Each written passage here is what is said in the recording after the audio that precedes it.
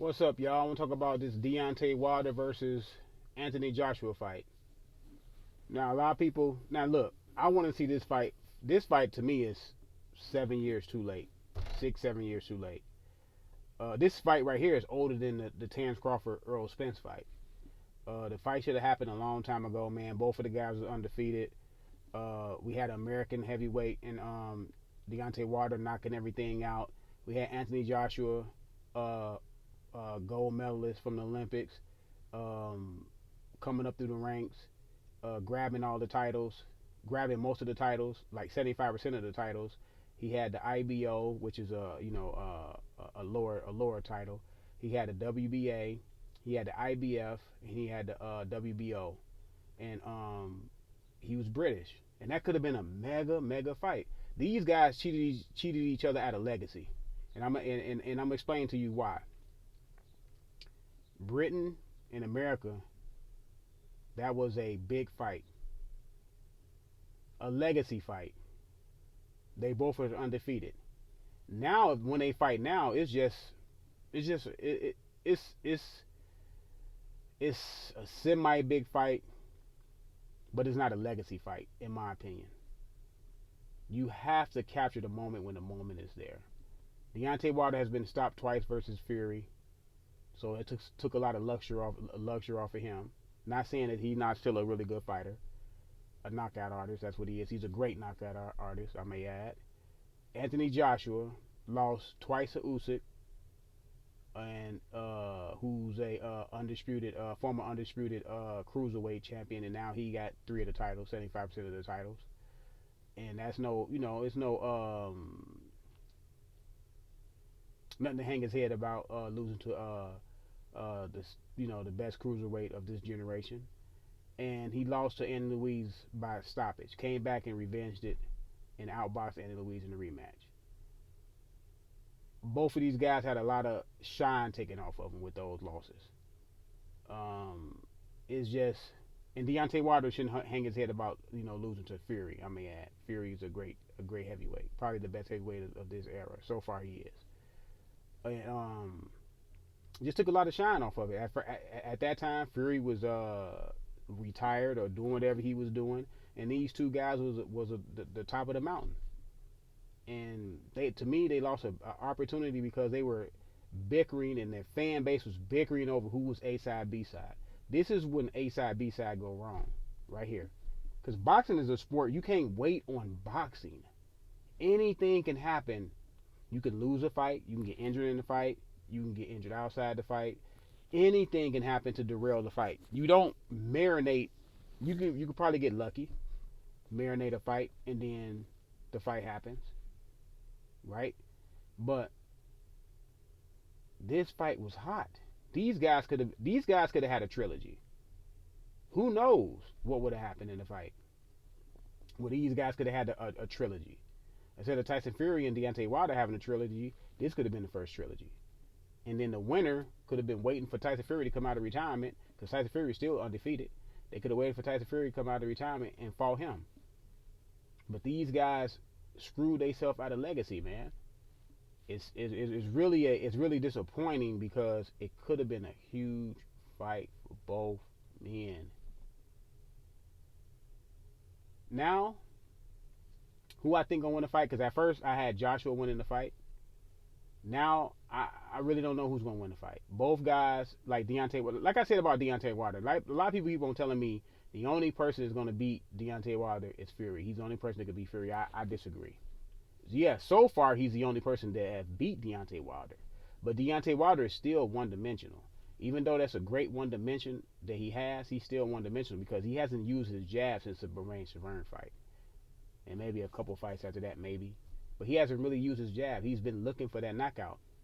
It's a gift and a curse to have all that power because he believes in his heart that he can knock out anybody. He has knocked down at least everybody he's been in the ring with. So he believes he can turn people's lights out, and I understand. But when you face fighters with a higher IQ that can neutralize your right hand, like Tyson Fury was able to neutralize it somewhat, he neutralized it enough to beat you 2 times. And I thought he beat you 3 times. You did knock down Tyson Fury, what, 4 times? 3 or 4 times? So, well, 4 times. So, but he was able to get up. It's going to be somebody that can take your power or can neutralize your power. It's been going on since boxing history. Sonny Liston, he ran into Ali. Ernie Shavers ran into Ali. Um, George Foreman ran into Ali. Buster Douglas ran into Buster Douglas, not Buster Douglas. Tyson ran into Buster Douglas in Holyfield and Lennox Lewis. And so we have seen big punchers get neutralized. I don't understand why people think that Deontay Wilder cannot get neutralized. Or he already got neutralized versus Fury, but people still, oh, he's gonna go in there and knock out Joshua. I don't think he's just gonna go in there and knock out Joshua. It's a possibility that Joshua can knock him out. Both of these guys can knock out each other. Both of them are vulnerable. Both of them are like Tyson. Like Tyson Fury to me beat Deontay Wilder so bad. I don't even know how Deontay Wilder's going. I don't know. He hasn't taken a big punch since that fight. The Robert Helenius fight went so quick. That's why I say it's a gift and a curse with his power. It went so fast. I didn't see his chin get tested.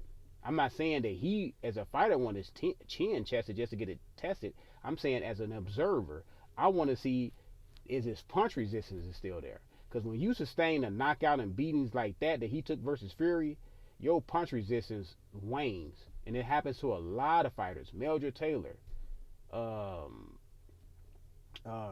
different guys of that nature. It happens to guys. And I wanted to see it was his punch resistance there, because it's still a question mark. Is his punch resistance is there? Joshua is a skilled enough fighter to test his chin, so they both can knock each other out. I still will go with Joshua slightly. I'm not definitive on Joshua. I think he still can win. I'm still gonna go with him slightly because I look at him and he got more. He can do more things, and I'm not gonna just always. I can't pick the one trick pony too many times, because that one trick is gonna fail you eventually. Eventually, it's gonna fail you. It's not gonna be there to bail you out, because Deontay Wilder always say he only had to be right one time. Okay, what if that one time is not there? What if this man get up after you hit him? What if he neutralizes your shot? What if he gets you before you get him? I'm just saying, like, you can't just. Deontay Wilder was much effective when he used his jab to set up his right hand. If Deontay Wilder had a really good jab and set up his right hand, he'd be more dangerous than he is now. Y'all think he's dangerous right now. He'll be even more dangerous because he will be able to hide his right hand. He will be able to blind you with the jab, come with that right hand. Joshua, to me, he uses his jab. Now, the jab gonna be very important in this fight, in my opinion. If Joshua come out and be able to use his jab and be effective with his jab, he can offset Deontay Wilder, push Deontay Wilder back. If I was Joshua, I would take some of the page out of Fury fight.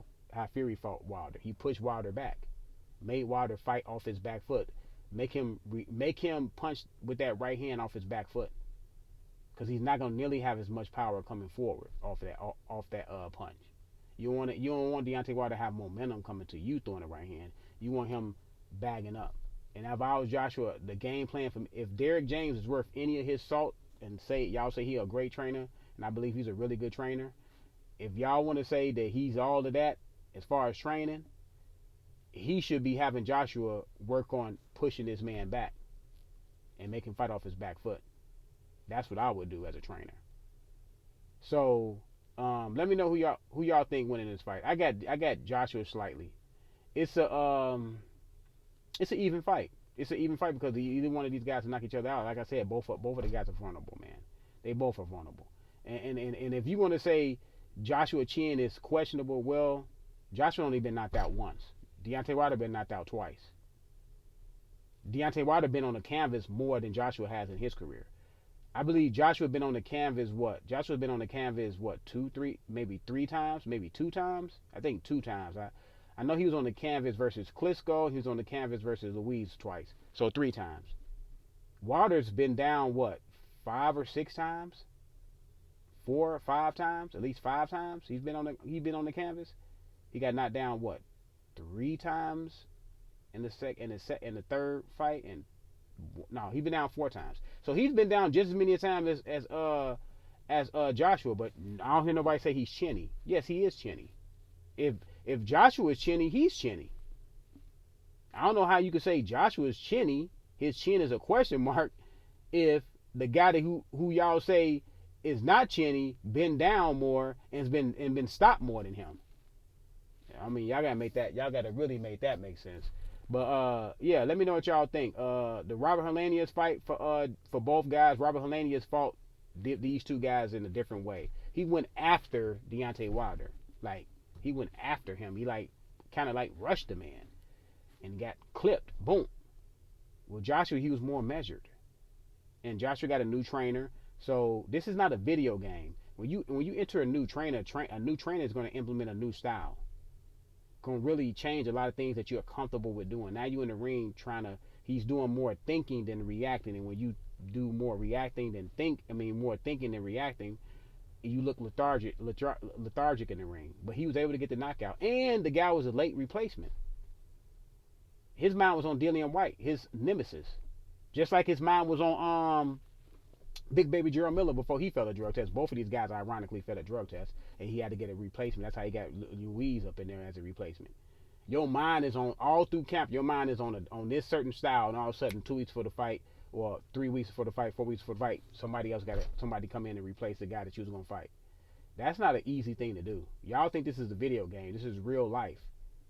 Real life mental guys with their mental. This is real life stuff, man. But let me know who y'all got. I got Joshua slightly. I'm out.